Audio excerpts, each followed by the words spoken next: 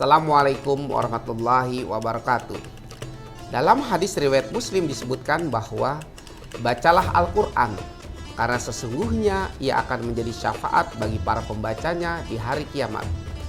Bapak Ibu yang kami hormati, program BSI Serambi Tahsin merupakan ruang belajar bagi kita untuk meningkatkan kemampuan dalam membaca Al-Quran.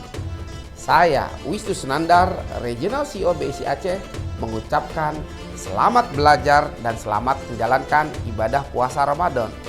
BSI, sahabat finansial, sahabat sosial, dan sahabat spiritual.